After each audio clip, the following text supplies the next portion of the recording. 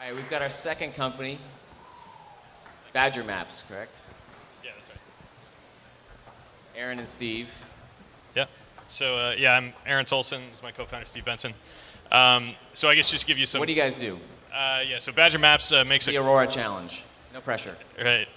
We make a productivity app for outside salespeople. So it basically takes their CRM and puts it in a geographic format so they can interact with it in a way that how they think when they're mobile. So these are like medical device reps, beer and wine distribution. These people drive around 4 or 5 days a week and cover hundreds or thousands of customers. And the idea is to take their 2 or 3 meetings that they planned ahead of time to 5 or 6 or 8 meetings, so that they can just drop in on lower priority customers and prospects as well. But do you have any paying customers yet? So like, what's your stage? Yeah, so we kind of came out of beta in the summer, and we got 250 paid users, about 7,000 in monthly revenue. So still early, but Great, congratulations. Yeah, it's thanks. pretty good. It's the hard part. Yeah.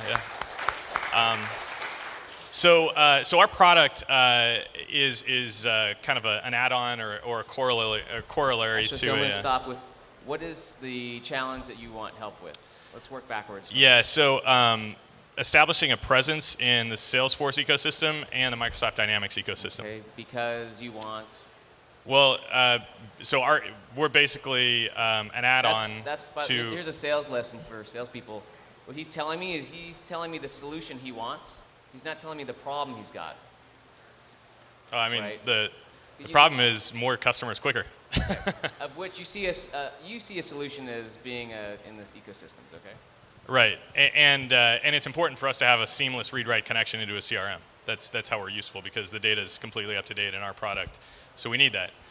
We just finished our Salesforce connector about 3 weeks ago, so we're basically at T=0 for establishing a Salesforce presence. We still have 2 months of security review before we're on the App Exchange. So in terms of establishing that presence, there's the App Exchange, there's networking our way into the Salesforce, so that maybe they help us sell at some point. I don't know how realistic that is. And right now we draw customers directly to our website. Steve's our high-powered sales guy. He's actually a Google sales guy, but he sold like 9 million on a 5 million quota his last year there. So really, so we've got something that some startups don't have. So we're all direct right now, but the question is, can we leverage these ecosystems to create value that we don't currently have? You were in the ecosystem. Let me step back for a minute. I think it's incredibly important to try and invest a fair amount of effort here and to not count on it. Right? At this point, there are so many vendors in the Salesforce ecosystem and it's so important to stand out and be super hot, and it may happen for you. I do know there's a couple other folks, I haven't used the product yet, that have some of this functionality already, right? So how do you stand out vis-a-vis them, and are you important to Salesforce's mission in 2016 to sell to the CMO? I mean, maybe not, right? So I think you have to do everything that you can there. But I think if you count on channel being any of your revenue in the first 24 months, you're doing yourself a disservice. You want to do it for the branding, and you want to do it because you have to be there, because you have to integrate with the CRM tools. But I think you'll end up in tears if you plan on leads. If you look right after Marketo's IPO, Phil Fernandez went on this rant on Business Insider, and he said Salesforce, I think it was right after they acquired ExactTarget and Pardot, he said, they never sent me a damn lead, and I'm doing 100 million, right? And then magically they're off App Exchange for like a week and a half until some sort of apology happened. But it's an interesting quote, right? That Marketo, which is one of the most successful companies that connects with Salesforce, didn't get any leads that moved the needle, right? So I'm not saying it won't happen with you. I'm just saying don't bank on this early channel strategy to produce direct leads. Yeah, I'd agree. I always think too, before a partner or channel can be successful, like, you need to learn how to make your own sales work before you can show a partner how to do it. So I would focus your energy on refining how do you sell, what works, who's your ideal customer, what's your niche, what's their process, what do they need, et cetera, et cetera. How do they launch, how do you make them successful, usability, whatever, along the way, because all of that will mean that when you do have a partner, whether it's Salesforce, I'll give you some tips there, but then you'll be able to help them because you've helped yourself first. Now, with Salesforce, what I would suggest is you can go to your current customer list, find out who you really, because you need to know who your ideal customers are, maybe which ones use Salesforce, who at Salesforce was their AE, and go back to the AEs, and because really Salesforce will want to bring you in when they see that you will help them close a deal. If you're a nice to have in a deal, they're going to want to keep you out because they don't want to distract people from their deal. But if you can help them close a deal, so again, with you said field salespeople who drive a lot, and I know they've got some options. So you have to know, okay, what's on Salesforce today? How are you different? Where can you be the best option where salespeople will need you to close deals? So even, again, for 24 months, you may get nothing, but that's the line of inquiry that you need to go down, because you have to be necessary for them to remember you, call you, and then tell their friends at Salesforce, because it's a word of mouth thing. The other, to add on to that, another strategy that worked well for us is, maybe you end up being this high affinity sale for Salesforce, but probably not. But maybe in the Salesforce ecosystem, there's someone, say, ServiceMax, that's obviously 3 orders of magnitude smaller than Salesforce. But let's imagine you have ultra high affinity there. They can get you into those deals and those customers if there's some sort of 20% overlap or packing. It doesn't have to be direct, right? There may be other successful partners that can resell your product at a very high level because it's a feature gap, right? Or it's critical to them closing the deal, even if it's not to Salesforce.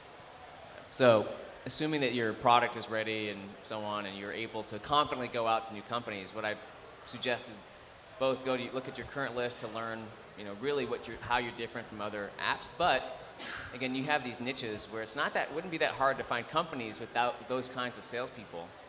I would do some outbound. I would reach out to them directly. Again, assuming that if you got appointments, you feel confident enough in the product and your process that you could have a good chance of closing things.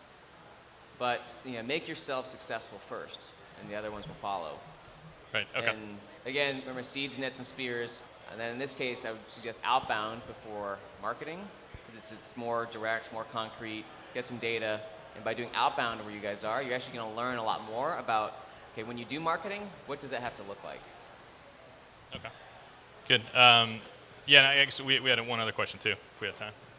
Yeah.